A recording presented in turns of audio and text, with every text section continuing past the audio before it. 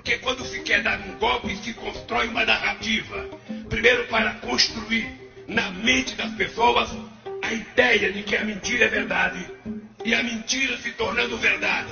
Então você pode aplicar o golpe que você quiser. Por que nós criamos o Fórum de São Paulo? Eu tinha consciência de que jamais a gente poderia chegar ao poder pela via do voto, pela via democrática. Começamos a conversar com os companheiros do Partido Comunista Cubano e com o companheiro Fidel Castro e aventamos a possibilidade de fazermos uma reunião com toda a esquerda latino-americana para que juntos a gente pudesse chegar a ganhar o poder nos nossos países.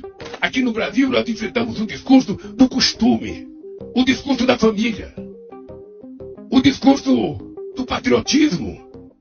Ou seja, aqui nós enfrentamos o discurso de tudo aquilo que a gente aprendeu historicamente a combater. O companheiro Maduro, se quiser vencer uma batalha, eu preciso construir uma narrativa para destruir o meu potencial inimigo.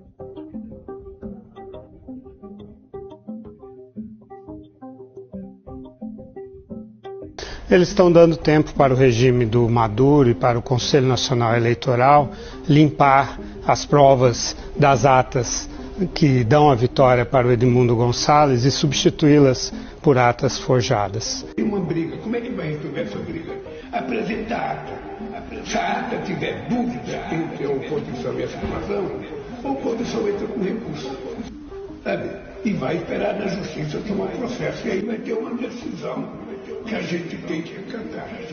A oposição que conhece muito bem como o regime opera, e eu também, que já cobri muitas eleições, esperamos que o regime vai apresentar, sim, atas que provam a vitória de Nicolás Maduro. Então, o que o presidente Lula e o Gustavo Petro da Colômbia e o Andrés Manuel López Obrador estão fazendo é dar tempo para o regime e também contribuir para a criação de uma ideia de que existe uma briga entre dois grupos. Foi essa palavra que o presidente Lula usou hoje, né? Ou seja, uma falsa equivalência entre um grupo que está sendo vítima de uma fraude eleitoral e um grupo que está cometendo essa fraude eleitoral. É como dizer que a Ucrânia e a Rússia estão numa briga, né, quando a Ucrânia foi invadida pela Rússia. Então, essas falsas equivalências que o presidente Lula gosta tanto de criar, dizer que comparar Israel a Adolf Hitler, enfim, para criar uma confusão em termos de fundamentos éticos e em relação aos fatos, para permitir que os aliados dele possam encontrar uma saída honrosa. E isso vai ser a normalização? A apresentação das atas pode acabar sendo considerado o que o presidente Lula chamou hoje de normalização? Aí haverá dois conjuntos de atas, um apresentado pelo regime e outro apresentado pela oposição. Só que aquela apresentada pela oposição é as que foram transmitidas. Olha só o papelão que o Lula está nos fazendo passar. Nos olhos do mundo todo, o Brasil é o quê? Os brasileiros. Pessoas que apoiam ditaduras, pessoas que apoiam terrorismo. É uma vergonha. E eu vou mostrar vídeos aqui, pessoal, que vai te deixar ainda mais preocupado. Já peço para você me ajudar a compartilhar esse vídeo, deixar aqui embaixo também o seu comentário, o que você pensa e qual é a sua cidade. É muito importante o seu posicionamento, tá bom? Olha só o Maduro agradecendo o Lula, pessoal. Enquanto o mundo todo está denunciando o que está acontecendo ali, Lula vem e abraça o ditador. Yo hablé con Lula hace 15 días. Ahora hemos mantenido comunicación permanente con Celso Amorín y con el canciller Mauro Vieira. El presidente Lula, el presidente Petro y el presidente López Obrador están trabajando conjuntamente para que se respete a Venezuela, para que Estados Unidos no haga lo que está haciendo. Sacaron un comunicado muy bueno ayer, muy bueno. Felicito al presidente Petro, López Obrador y Lula, y le doy las gracias. Por toda Venezuela les doy las gracias, Lula, Petro, López Obrador. A las 2 horas que se pronunciaron los presidentes de Brasil, Colombia y México, fue la declaración de Blinken. Blinken lo que hizo fue responder el intento soberano de estos 3 países latinoamericanos de evitar daños a Venezuela. Que vergonha, enquanto o mundo todo se posiciona contra esse ditador, contra esse sanguinário que está passando por cima do seu povo, que está oprimindo o seu povo, Lula vem e se posiciona ao lado dele, pessoal. Ele vem agradecer o Lula como se fôssemos amigos. Como a gente fica aos olhos do mundo, a gente já sabe. Mas olha só o que o comentarista da CNN disse, o porquê que ficou provado que teve fraude lá, e é uma coisa que nós, aqui do Brasil, precisamos acordar, olha aí. E é impossível para o governo venezuelano apresentar atas que contraponham essa, porque isso geraria um imenso trabalho, né? E vale lembrar que existe o voto impresso que está em cada uma das urnas, que corresponde a cada uma dessas atas. Então, é impossível buscar um modo de fraudar isso. Eles podem vir com uma figura retórica e não permitir o acesso a essas atas.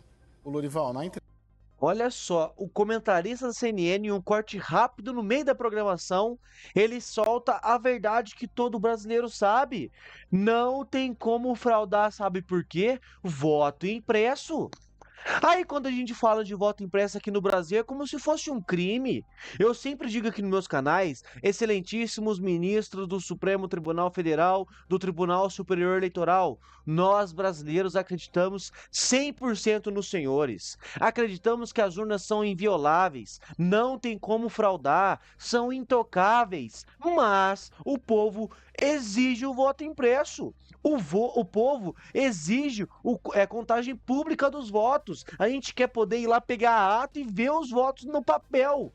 Por mais que seja inviolável, nós acreditamos nos senhores, ainda assim o povo clama. Porque olha só, pessoal, o Lula, a gente pensa, né, pô, que tristeza, o Lula se posicionando ao lado de ditaduras, acabando com a imagem do povo brasileiro, mas o Lula já falava de como que se implanta o socialismo lá nos anos 80, olha aí. Acredito que esse modelo só poderá ser possível, Carlos, na medida em que a gente tente adaptá-lo a realidade cultural de um povo, as experiências de luta de um povo. Não dá para você pegar o regime cubano, colocar num navio, trazer para o Brasil, decreto-lei número 1, socialismo à la cubana, não dá certo.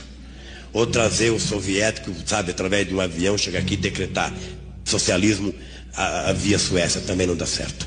Eu acho que ele será demorado, ele será, sabe, penoso, mas será nos moldes em que a cabeça do povo brasileiro estiver preparada para implantá-lo. Acredito nisso, trabalho para isso, acho difícil, veja, eu sou tão pessimista que eu acho difícil que mesmo que a gente fizesse a revolução hoje nesse país, depusesse o governo, a gente para implantar esse socialismo levaria quantos 30, 40, 50 anos para implantar num país de tantas coisas como o Brasil. Por isso, ninguém precisa ter tanto medo que não vai acontecer tão imediatamente, tá? Nós precisamos plantar agora para colher daqui a alguns anos. É nisso que eu aposto e é para isso que eu trabalho. Mas não acredito que tenha modelo que sirva para o Brasil nesse instante. Que vergonha, lá atrás ele já falava, pessoal.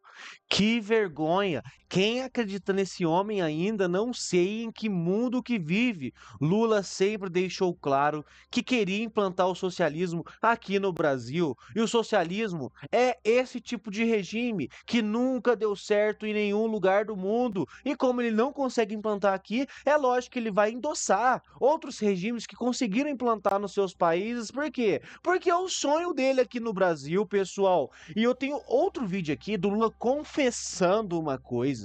O Lula confessa que pegou o meu e o seu dinheiro para fazer uma coisa incrível. Olha aí, pessoal.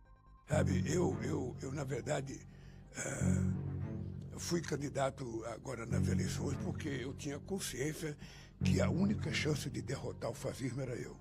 A última chance. Porque, Silvana, você sabe quanto de recurso foi colocado nos últimos 2 anos para tentar ganhar as eleições?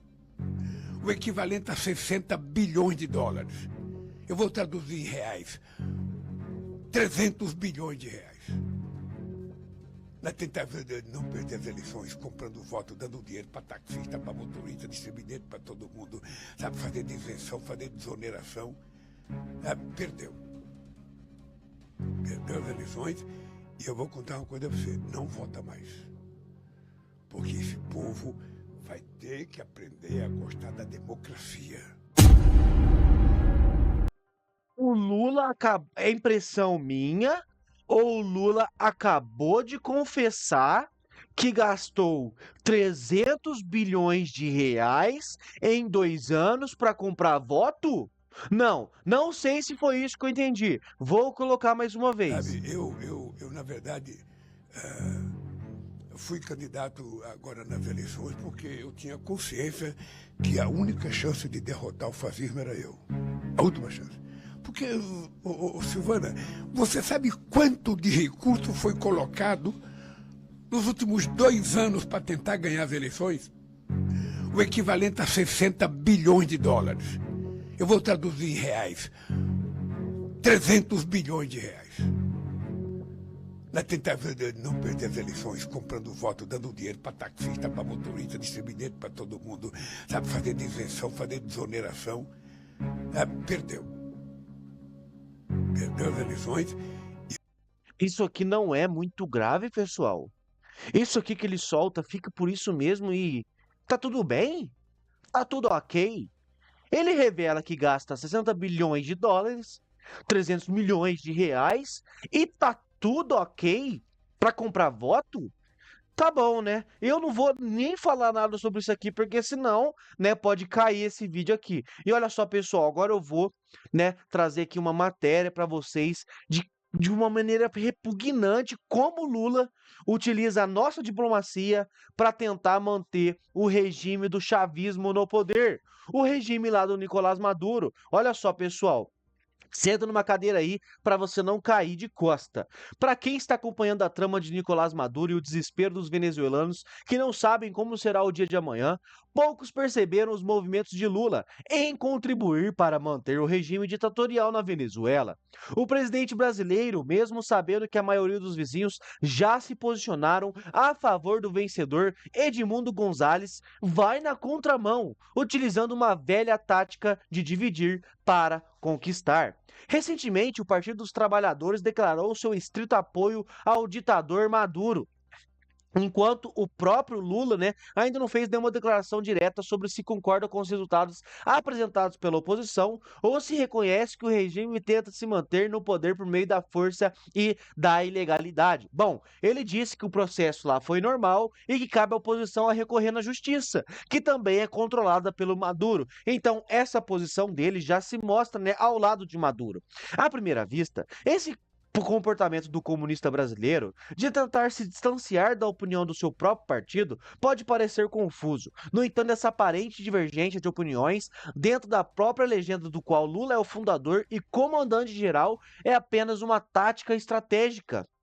A intenção é proposital e tem como único objetivo matar 2 coelhos com uma cajadada só, enquanto ganha tempo com a diplomacia alinhada ao chavismo. O detalhe dessa conspiração política é o próprio método que Nicolás Maduro implantou nas eleições do seu país para assegurar o seu poder. Maduro planejou com muita habilidade, né, a renovação do seu 3º mandato. Segundo o CNE, né, o Conselho Nacional Eleitoral lá da Venezuela, Maduro é o vencedor das eleições, né, do domingo e dará início ao 3º mandato de 6 anos, a partir do dia 1º de janeiro. E é aqui que está o pulo do gato. A ditadura chavista já se preveniu na derrota das urnas, mesmo antes do pleito eleitoral, prevendo que, via processo democrático, dependendo da vontade do povo venezuelano, certamente Nicolás Nicolás Maduro perderia com larga escala, né? Diferença nas urnas. O regime teria de 28 de julho até 1 de janeiro de 2025 para encontrar uma forma de se perpetuar no poder, ou seja, 4 meses para perseguir e reprimir qualquer tentativa da oposição e de movimentos populares de tirá-lo do poder. Onde o presidente Lula entra nessa história? Já estamos presenciando as participações, né, e as atividades da diplomacia brasileira na manutenção do poder da Venezuela. Mas como? Olha só, o Brasil, em tese, é o único país que poderia jogar areia nos planos do regime, né, ditatorial chavista, exatamente. Aqui da América do Sul, nós somos o maior país, né, o país mais importante. Só nós poderíamos parar, nós estamos do lado deles. Primeiro, por ser considerado uma potência regional e um dos parceiros principais comerciais da Venezuela. Segundo, pela grande influência econômica, podendo sancionar ainda mais a Venezuela. Terceiro, o Brasil é o principal parceiro comercial dos Estados Unidos na região e não reconhece Maduro como vencedor das eleições e já declarou Edmundo González Urrutia como legítimo presidente da Venezuela. E sabemos muito bem como os estadunidenses resolvem diferenças mundo afora, correto? Certo. Quarto e último exemplo. O Brasil também é o principal parceiro econômico do continente da China e vice-versa. Tanto os chineses quanto os americanos do norte, tecnicamente, seriam divisores de águas para colocar um fim ao regime ou mantê-lo no poder. Entretanto, quem decide a balança na decisão do futuro de Maduro seria o Brasil, pois pela relação estratégica comercial entre as duas potências, exerce o papel da palavra final. E você já sabe de que lado o Brasil está, de que lado o Lula está. A postura do Lula em relação à Venezuela é, no mínimo, alarmante. Ao apoiar Maduro, Lula ignora deliberadamente os 25 anos de opressão e sofrimento do povo venezuelano sob um regime ditatorial. A inação de Lula em condenar explicitamente Maduro e apoiar as tentativas legítimas de mudanças lideradas por Edmundo González revela um alinhamento preocupante com o regime que já causou inúmeras injustiças e violações dos direitos humanos. Esse apoio tácito serve apenas para prolongar o sofrimento de milhões de venezuelanos e enfraquece os princípios democráticos que deveriam ser defendidos por qualquer líder que se diz comprometido com a justiça e a liberdade, ao elaborar com o regime de Maduro. Lula demonstra que suas intenções são mais voltadas para manter alianças ideológicas do que para promover a democracia e o bem-estar, não só do povo venezuelano, mas também dos brasileiros. Enquanto Maduro tentará ganhar tempo até janeiro, reprimindo e perseguindo a oposição e o povo venezuelano, assassinando, prendendo, confiscando celulares e ameaçando publicamente com penas que podem chegar a 30 anos de reclusão sem perdão, Lula faz meio de campo com as principais potências até que os ânimos se esfriem, consolidando assim Nicolás Maduro no poder até sua morte, igual a Fidel Castro, o ditador cubano, que ficou quase 50 anos no poder, sendo deposto apenas pela morte. E aqui fica uma dúvida retórica. Dando certo esses movimentos dos dois colegas ideológicos, será que o projeto do ditador brasileiro poderia acordar com a mesma vontade de Maduro? Ou será que já estamos vivendo esse processo? Pois é, pessoal, então aqui esse texto diz que, muito claro, enquanto o Maduro está reprimindo o seu povo, está massacrando o seu povo para se manter no poder, o Lula aqui fora, na diplomacia, com os outros países, faz o meio de campo, articula algumas coisas, dá tempo para que o Maduro continue fazendo o seu trabalho. Não, calma, vamos esperar a Venezuela publicar as atas. Não, calma, vou conversar com o presidente Nicolás Maduro, a gente vai ver o que a gente pode fazer, vamos investigar, calma, países, calma, Estados Unidos. É isso que o Lula está fazendo, pessoal. E aí fica a dúvida que deixou no final. Será que é a vontade do Lula implantar o que está acontecendo na Venezuela aqui também? Será que é a vontade do Lula? Será porque ele sempre defendeu o socialismo? Sempre defendeu esses seus colegas? Ou será que já está plantado de alguma outra forma? que ele tenha conseguido outra forma, né, de fazer o que o Nicolás Maduro está fazendo na Venezuela? Não sabemos, mas nós, ao povo brasileiro, fica o questionamento. E aí, Lula? Muitas pessoas aqui no Brasil, querendo ou não, você que está assistindo, sim, votaram no Lula. Teve pessoas que votaram nele, eu conheço. E aí, Lula, você vai ficar do lado de sanguinários, de ditadores? Que vergonha, pessoal. É uma vergonha atrás da outra com esse homem no poder. E olha só, pessoal, pelo incrível que pareça, o Pacheco, né, nosso bundão, nosso bunda mole, lá, né, do Senado, se manifestou sobre a Venezuela. O presidente do Senado, Rodrigo Pacheco, afirmou em nota oficial divulgada que o governo da Venezuela se afasta da lisura e da transparência eleitoral. O Conselho Nacional Eleitoral da Venezuela anunciou a reeleição do presidente Nicolás Maduro. Aí olha só o que o Pacheco disse. Numa democracia, a lisura e a transparência do processo eleitoral que assegurem a prevalência da vontade do povo são base essencial e insuperável. O governo da Venezuela se afasta disso ao não demonstrar esses valores com clareza. A luta pela democracia não nos permite ser seletivos e casuístas. Toda violação a ela deve ser apontada, prevenida e combatida, seja contra quem for. E aí, né, a gente sabe que esse cara aqui só sabe falar, que esse cara aqui só sabe dizer coisas bonitas, mas quando é pra agir no país dele, proteger o seu povo, ele é um bundão que não pauta nada de interesse. Então fica aqui essa declaração chula dele, essa declaração sem nenhum tipo de poder, né, nas falas dele, porque a gente sabe como ele é. Então, pessoal, queria trazer essas informações para você. Peço para você deixar aqui embaixo o seu comentário, o que você pensa sobre isso, qual é a sua opinião. É muito importante, tá? O seu posicionamento, me ajude com isso. E olha aqui, esse canal é novo. Então, se você puder se inscrever e compartilhar esse vídeo para mais pessoas e pedir para elas se inscrever também, vai me ajudar demais. Muito obrigado e até a nossa próxima notícia.